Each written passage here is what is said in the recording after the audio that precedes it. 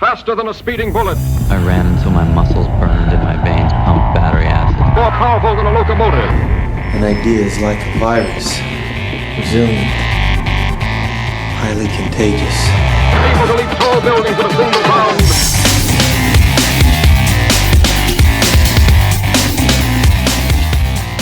Hey guys, Jared Moon here from Into 3 Fitness, and this week on the podcast we have Dr. Alvin Berger. Now, I'm not going to sit here and try to read off all of his degrees and research and all of this background that he has. He talks on about some of that when he introduces himself in the podcast, so I don't want to screw it up. I'll let him get into that, but what you need to know is he's another expert fat researcher, if you will, to put it in layman's terms, because last week we had Dr. Ben Bigman, a lot of great feedback from that podcast, and so now we're going to be kind of talking about the same topic, but hitting it from a different angle, talking about oils, ketosis, ketogenic diets, things like that. So stick around for this episode. Before we get into the episode, I have one announcement for you, and that is Into 3 Fitness training through Garage Gym Athlete. If you're interested in joining our training at all, we're opening up the doors again, and we're doing it in a very cool way. We have 3 different tracks we're opening.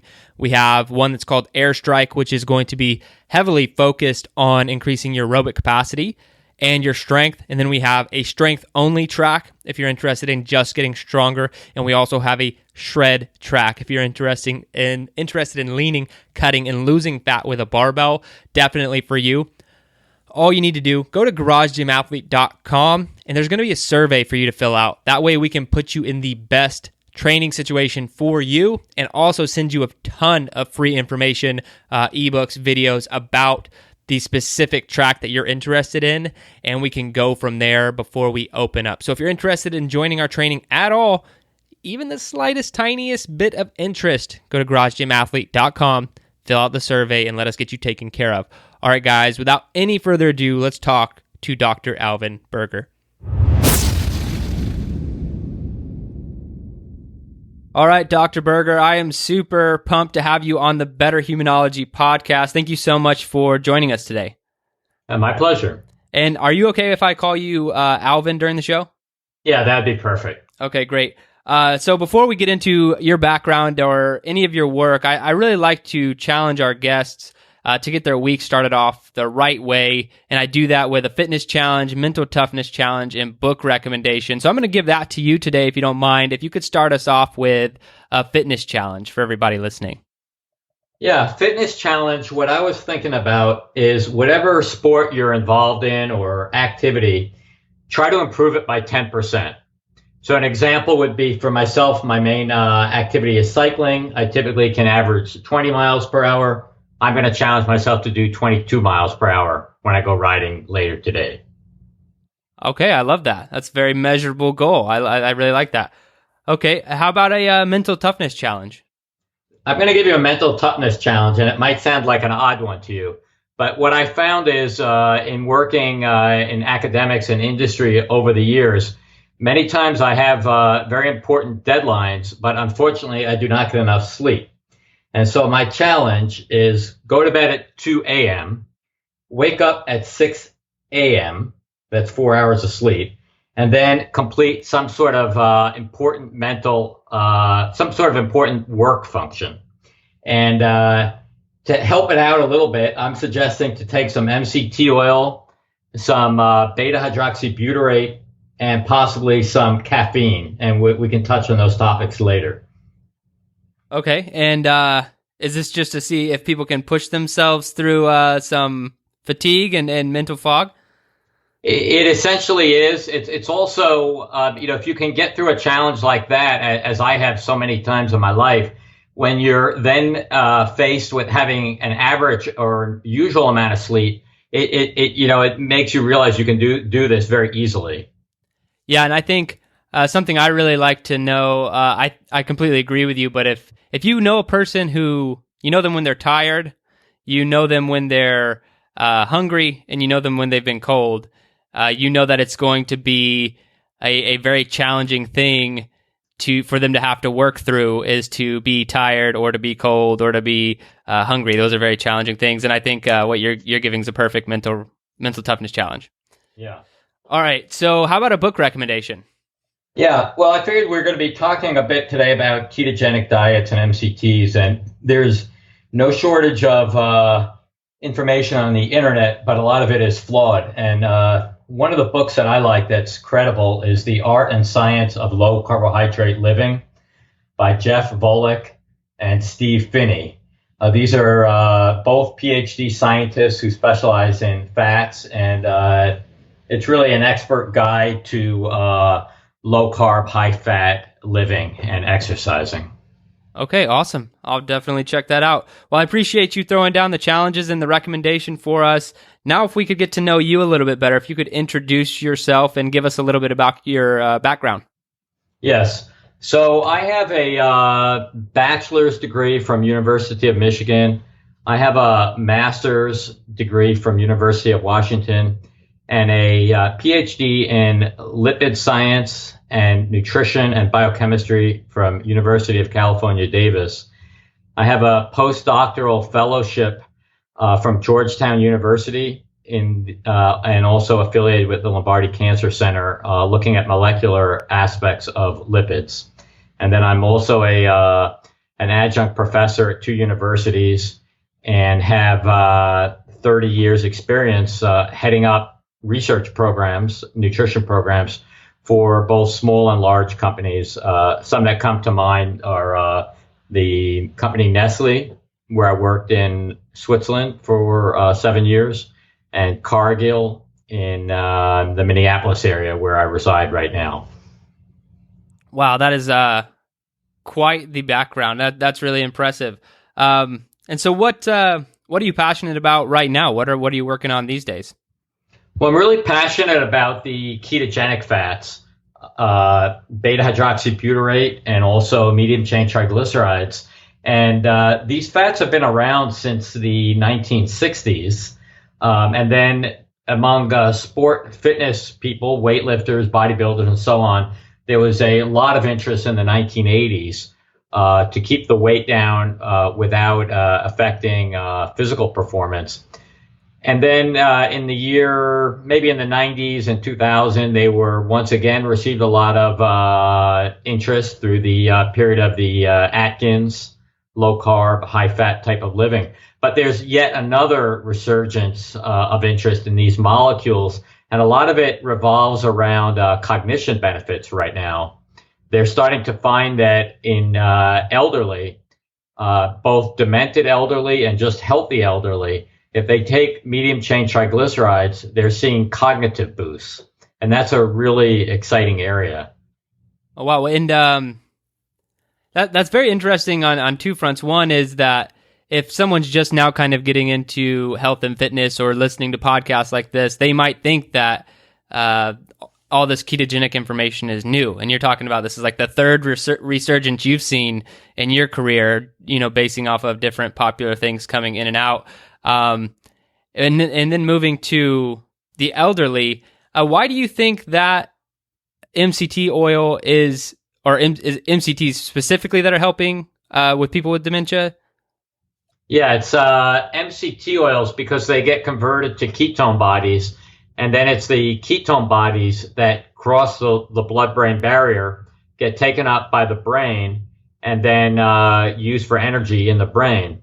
And if you've heard people talk about the aging brain, and sometimes you'll see the term type 3 diabetes thrown around. Yeah. As we age, the brain has a lesser ability to take up carbohydrates. And carbohydrates, the predominant user of carbohydrates in the body is in fact the brain. It uses some 90% of the body's carbohydrate. Wow. And so as we age and we start to get this insulin resistance, the brain cannot take up enough carbohydrate to meet its energy needs. And when you take a medium chain triglyceride oil, it's preferentially either burned for energy or it's converted to ketone bodies. Those ketone bodies are then taken up by the brain and provide immediate energy for neuronal functioning. And you said that you mentioned it in your intro there when you're talking about your book recommendation, that there's a lot of flawed information out there about MCT oils. Can you share some of those? Sure. One of them has to do with the whole coconut oil story. There's certainly no shortage of blogs and well-meaning lay people that talk about all these amazing benefits of coconut oil as an MCT oil. Now, coconut oil only contains 10 to 15% of what I call true medium chain fatty acids. These are the chain lengths C8, octanoic acid, and C10, decanoic acid. The rest of coconut oil is mainly C12 or lauric acid. And lauric acid is really a poorly ketogenic fat, and it's treated by the body like other long chain fats. It's stored in the adipose tissue, and it doesn't give very much rise at all in the ketone bodies that we were just discussing as valuable energy sources. And you have, in addition to lay people kind of confusing things on the internet, you also have commercial interests. So you have the Coconut Board, which funds Malaysian researchers who publish papers, and they tend to provide a somewhat biased review of the literature to show all these amazing benefits of coconut oil and claiming that they're ketogenic fats, which is just not shown by literature. Okay, and so what kind of MCT oils are more effective in doing that? The most effective medium chain fatty acids are the C8 and C10 chain lengths. And the product that we sell, Keto MCT, is about 99% C8. So C8 is very ketogenic, meaning it forms ketone bodies, and it's not deposited in the adipose or fat stores of our body at all. Whereas C10 is a little bit less ketogenic, and somewhat more of it, I think about 10%, is stored in adipose tissue. Okay, and what do you think that sorry, I'm going to pick your brain on all the MCT oil real fast. What do you feel the best use of that would be? You mentioned cognitive benefits. I know there are a lot of other, but do you think that someone needs to go into a complete state of nutritional ketosis through carbohydrate reduction or near elimination to fully benefit from a product like that? Or do you think that it's something that people could use in a fasted state? Or, what do you think the best use of it? Yeah, I'm not a giant fan of these extreme dietary regimens where people try to have these 90% fat diets like the classical ketogenic diets. If you take the MCT oils, which are potently ketogenic, it's not necessary to be on these severe diets, which have awful tastes. They're very difficult to adhere to, and most people can't stay on them. So the main plus of the MCT oils is that you can take it along with low glycemic carbohydrates and small amounts of carbohydrates and still get that nice increase in ketone bodies when you consume them. And a lot of people like myself, like my hobby being cycling, use a mixed diet approach where sometimes I'm taking carbohydrates, sometimes I'm taking MCTs. And this, they're perfectly compatible together. Studies have shown that you can still get a nice increase in ketone bodies if you're taking carbohydrates with MCT oils. And that's not to say you should, go out and go back to one of these kind of diets that's super high in carbohydrates. I'm just saying there are practical advantages to MCT oils in that you don't have to, completely try to avoid carbohydrates. And I think that's good to hear. I think that's something that more people need to know about when it comes to ketones and supplementation, because getting into a pure state of nutritional ketosis is very difficult. Like you said, it's very hard to adhere to, and you have to eliminate some stuff that might not be really that good for you in the long run or for a long period of time, unless you have some sort of health issue or whatever. What other cognitive benefits does something that's primarily C8 or C10, like you said, it's Keto MCT, is that what it's called? Yeah, that's our brand, and we can talk about why I developed that brand in a moment. But the types of cognitive benefits they see are kind of striking. They give people the MCT oils, And then within a half an hour, they start to see cognitive benefits, like paragraph recall. It's a long time ago that we were all in school, 12 years old, 14 years old, and we were doing these kind of tests where you would read something and then you'd have to answer questions about what the paragraph means. That's a paragraph recall test. And so they'll do some people get the MCT oil, some people get the placebo, or they may do a switch over kind of design where they get both after a period of placebo in between. And they see that there's a improved paragraph recall score when they're given MCT oils. That's pretty incredible. And is there, how can this benefit someone like me? I'm an entrepreneur, work a lot, work out a lot, work a lot on different programs, products as a coach. How would I benefit from using something like that? Well, most of us, I'm probably more like you in my lifestyle. You get sort of I call it like a cognitive buzz, where I take the oils and I feel very, very sharp after that, like an increased ability to focus. And the other thing I notice is an improved ability to multitask. Like I'll take the MCT oils and I come down to my office here. There's 2 different computers set up and each one has 2 monitors, and I kind of jump around like a mad scientist after I've had the MCT oils. And so what led you to create your own brand? Yeah, the challenge was, with no family history of diabetes, and pretty much out of nowhere, my son was diagnosed with type 1 diabetes. And the advice from the medical doctors was to let him eat anything he wants, which for kids is mostly a high carbohydrate diet. I call it the PP diet, mostly pasta and pizza. Mm-hmm. And so that's what he was eating. And after a few months of that, it seemed just so crazy because you're constantly trying to adjust the carbohydrate load with insulin. And if you give too much insulin, you're too low. And then you have to eat more carbohydrate to bring up your blood glucose. And if you don't give enough insulin, then, your blood sugar is high and the kid is cranky and all that stuff. So we started realizing that a ketogenic diet would benefit him for diabetes. And so we started looking at what was being offered by, commercially. And myself being a lipid specialist, I would look at what they were saying about the products and knowing it to be not always valid, either based on the composition of the product not being correct or what they were saying scientifically. So I didn't have a lot of faith in the products that were being sold. So we started the company Keto MCT. It's owned by the brand called LifeSense International because we wanted a brand that we could trust. And the mission of the company is to have no commercial fluff. We only talk about what's published in literature, and we do not exaggerate the marketing claims nor the science.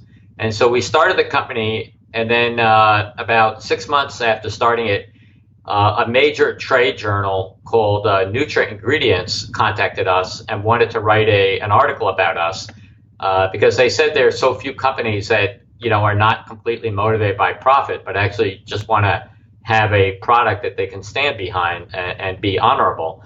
And so we had that article come out, and since then we've gained a lot of traction scientifically and commercially. And we tend to have a lot of the customers tend to be more technical. People like yourself who have lots of experience and interest, athletes, sport teams, medical doctors, PhD scientists, naturopaths. So we get the more technical kind of audiences and customer base that really appreciate what we're trying to do. Yeah, and I certainly do, because that's my kind of journey through this rabbit hole is I had heard a lot about the benefits of MCT oil for endurance athletes. Yeah, right. And I do some endurance training, but I wouldn't consider myself an endurance athlete, but I wanted to try it out. But then I stumbled on a lot of the information that you've been talking about from cognitive benefits. And then I ran into the issue of just a ketogenic diet itself, trying to get into that state. So then I started looking into supplementation and seeing if I could get a lot of the same benefits without having to be in nutritional ketosis. And that's kind of what has led me here. Are there any other supplements that you recommend or have for someone who's looking to do that? Well, the other supplement that we're close to rolling out is a beta hydroxybutyrate salt, which is one of the primary ketone bodies. And you've probably seen some of these studies talked about BHB as kind of the new hot topic in ketogenic supplements. And the difference is when you take an MCT oil, it has to get converted to a ketone body. But you can get some benefits by taking the ketone body itself. It's not as it's not as sustainable, because you'd have to take very large amounts to get the same benefit as taking 16 to 32 grams of an MCT oil. But what I really like about the BHB salts and why we're developing it is this really strong cognitive benefit that I experience and is also published. When I take that, I was talking about the cognitive boost from MCT oils. It's even more profound when you take the ketone body itself, because it's immediately passing through the blood-brain barrier. And you feel some people like myself, we feel that cognitive buzz within minutes of taking the ketone body. So that's a second product that we're coming out with. And how long does that cognitive benefit normally last for you and with BHB?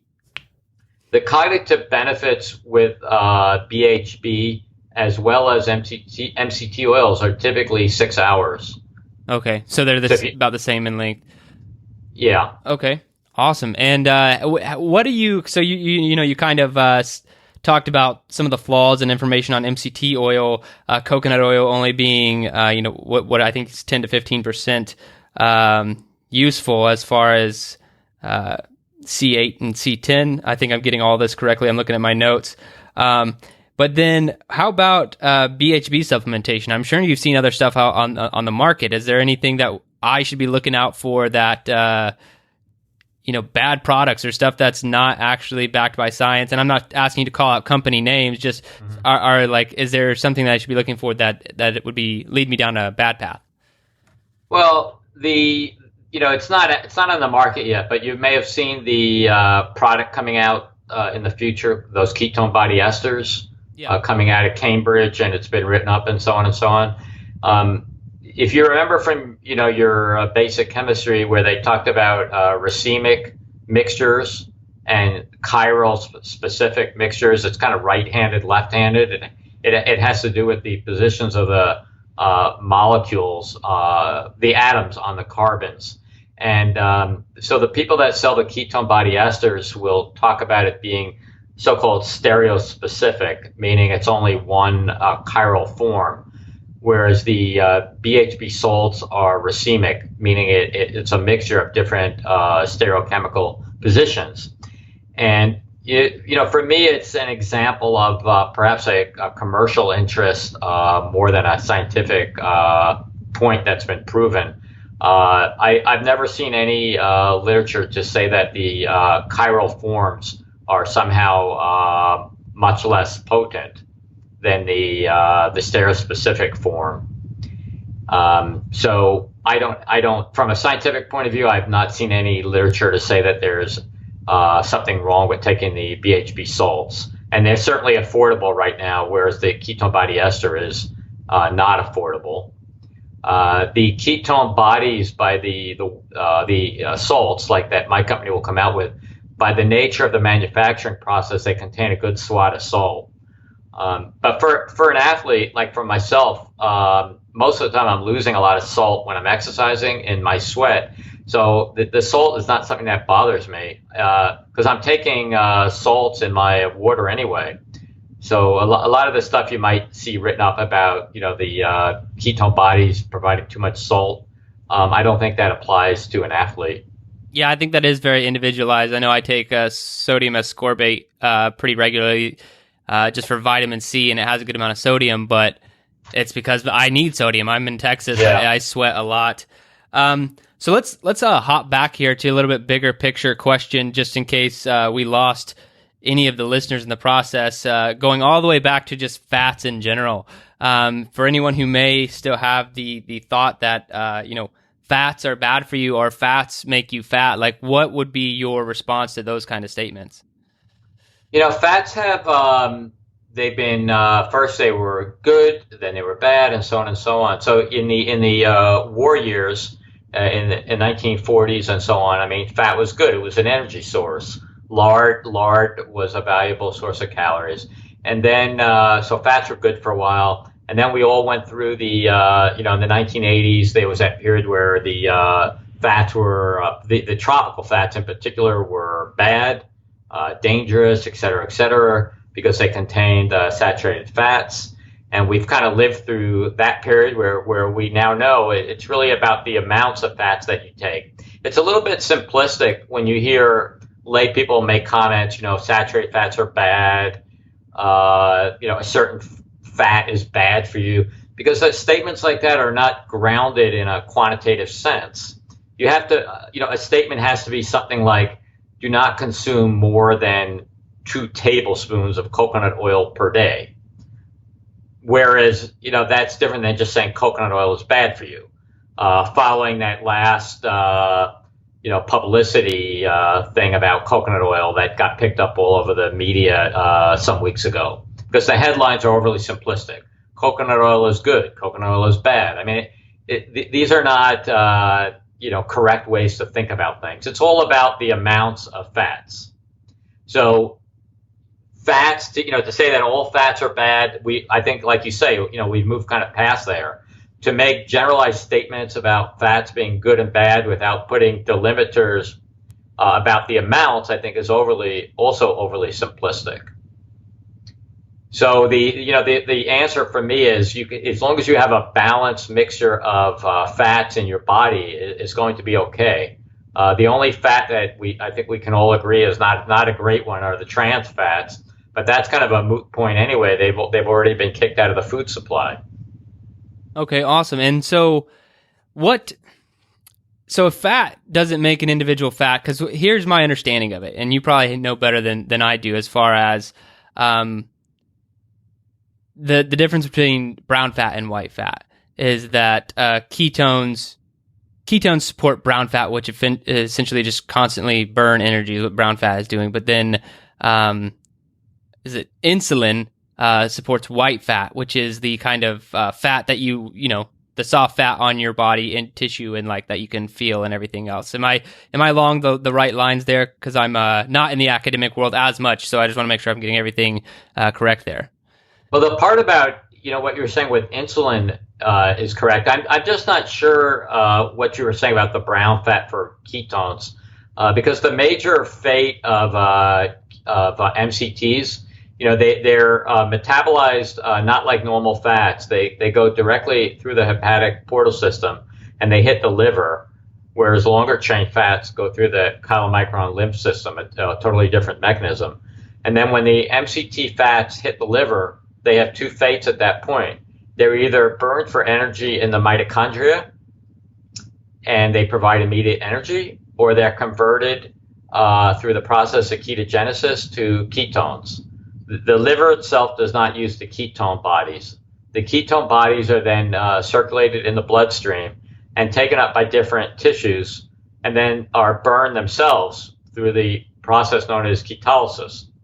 So the MCTs they're not entering the MCTs and the ketone bodies are not entering white adipose tissue or brown adipose tissue because they're not stored. The C8 and the C10 fatty acids, they just have the 2 fates I mentioned, burned for energy or converted to ketone bodies. And you can essentially like breathe or pee those out. So they're just not stored anywhere. They're just like constantly used or given off in some way, shape, or form. Is that right? Yeah, in excess, they would be peed out. Okay, and so then what kind of, how do you feel about then if we move towards just the caloric view of higher calorie foods are going to make someone gain weight? How do you make that, how do you feel about that connection with what you know about fats and ketones? Well, a medium chain fatty acid has about 7.5 to 8 kilocalories per gram, or you know it perhaps as just calories per gram, whereas a long chain fat has 9 calories per gram, and proteins and carbohydrates have 4 calories per gram. So fats, by their molecular nature, have twice the caloric density as carbohydrates. But fats have a satiety effect, particularly the medium chain triglycerides. So when people ask me questions like, they're concerned to take the medium chain triglycerides that we sell because it's providing more calories. But the reason you won't get fat by consuming MCTs is, first of all, they're not stored in fat tissues. They're just burned for energy. But they also, importantly, have a satiety effect, meaning that you'll eat less food at subsequent meals. So there's a self-regulating mechanism when you take MCT oils that prevent you from overeating. Okay, yeah, and I think that's kind of what I was curious about, and wanted to help anyone out there listening to kind of get over that mental hurdle. I feel like, to be honest, in recent years, the movement has really made some progress in people reading a little bit more research behind fats and nutrition. And like you said, not the blanket statements like coconut oil is going to kill you is, like it's great for headlines, but it doesn't necessarily take anything else into account, like how much you're taking, what you're using it for. And so you're not necessarily opposed to coconut oil. You just feel that it's not as powerful as an MCT as people could be taking. Yeah, it's, for us, more than a couple tablespoons, depending on the individual, can sometimes lead to elevation of LDL cholesterol. So, you don't want to just kind of take buckets of it without kind of knowing what you're doing. And everybody, every individual is different. So people that are sensitive to saturated fat induced elevations in LDL or bad cholesterol need to be monitored.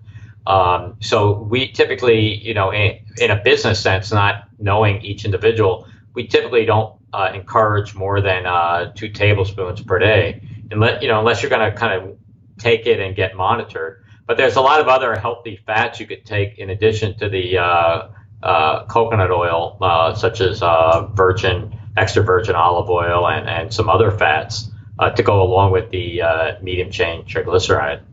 And what do you think that the best option for, if you wanted to just, I don't think that you can get the purity level that you're talking about in your supplement, but what would be one of the best natural sources, just like from a food that you could get for ketones or MCT oil? Well, goat yogurts and goat milks, and sheep yogurts and sheep milks. The sheep is harder to come by, but those are quite decent sources of MCTs and medium chain fatty acids. That's very interesting. Okay, I'm just writing that down. That's really cool. And what do you? You said you train your cyclists. Was that correct? Yeah, I was a competitive gymnast for many years, working out 5 hours a day, and competed at the University of Michigan 4 years as a collegiate all-arounder. Wow. And so what has your nutritional journey been since you know what it's like to be a top-level athlete, like from when you started, maybe in the gymnastics world or maybe even before, to now being a cyclist? What's the diet transformation been with you as you've gained more knowledge on the subject?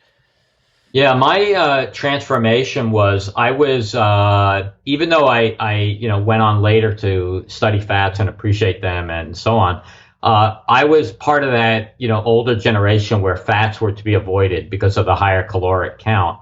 And so we tended to have these kind of higher carb, low fat diets. And I had my body weight very, very low. When I was competing, I was, I think 108 pounds, really thin. And when I stopped competing at age 25, I immediately put on some weight.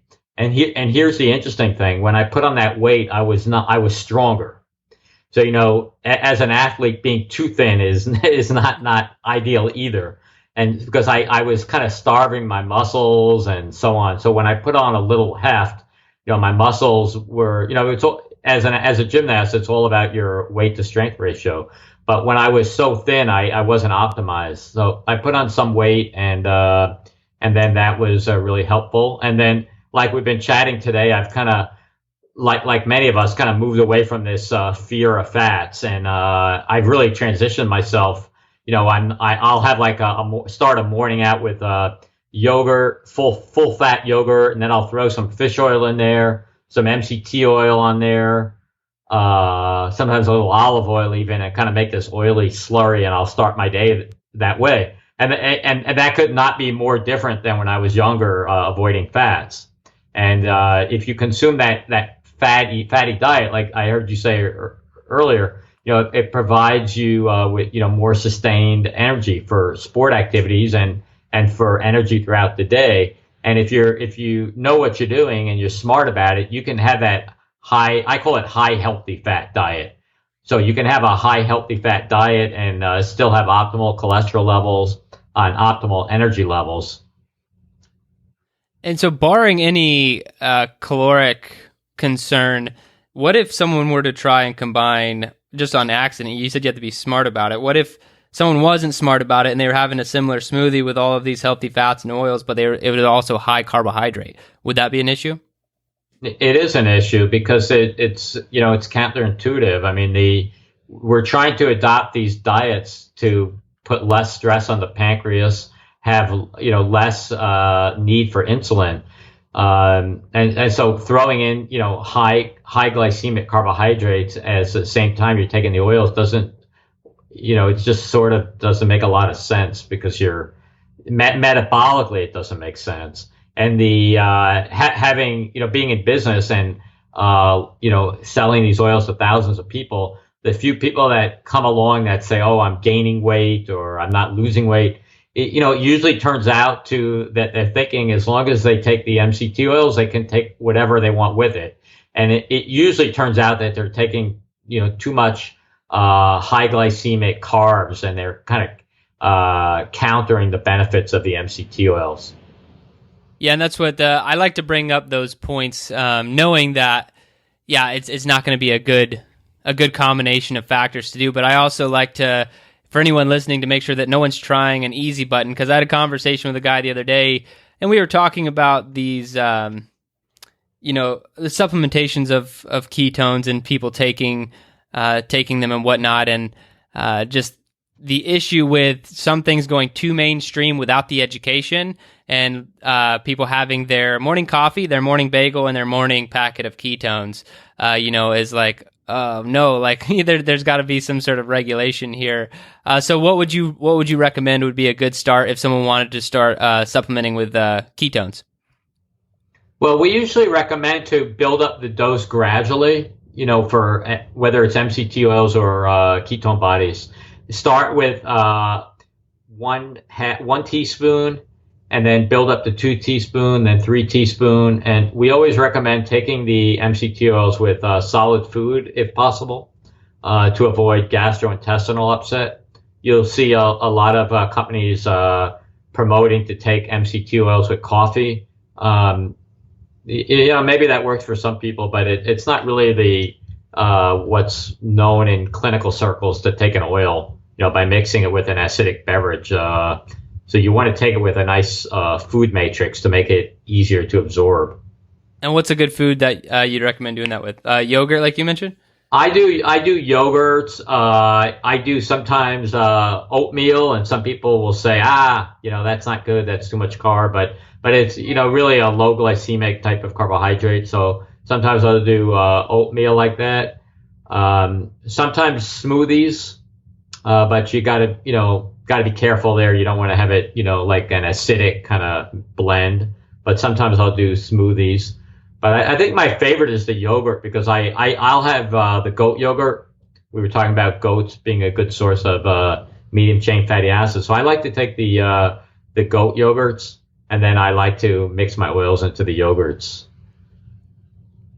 And I want to switch gears on you here for a second and kind of get your opinion on if you had a chance to dramatically shape the future of America. And I do that through asking this question.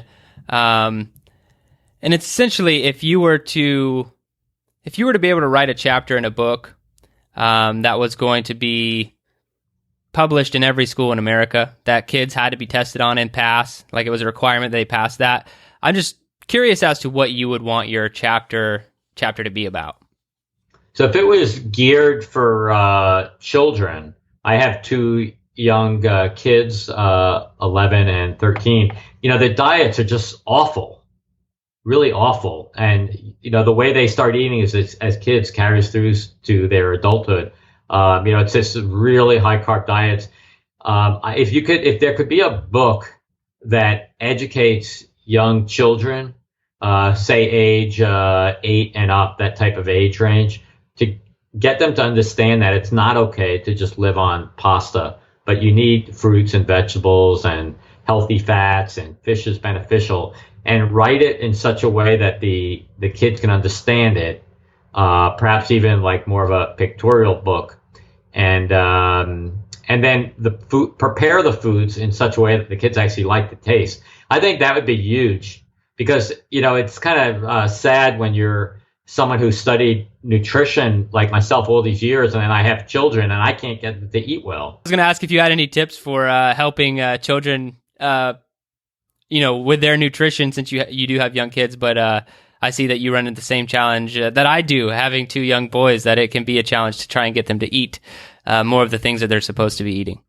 Well, I've been, wrestling with this for a long time, and one thing is, like on my Facebook post, which is Dr. SOS Nutrition Consulting, I posted on there 2 days ago some like a statue my daughter made with crackers, and it got a lot of likes. And I wrote on there, if you can make food fun, that could help. Getting them involved in the cooking or the preparation, that kind of thing could be helpful to have them eat better. All right. I really like that. All right, Alvin, I'm going to move on to the quick-fire questions of the show. Are you ready? Go ahead. All right, what's the hardest workout you've ever done?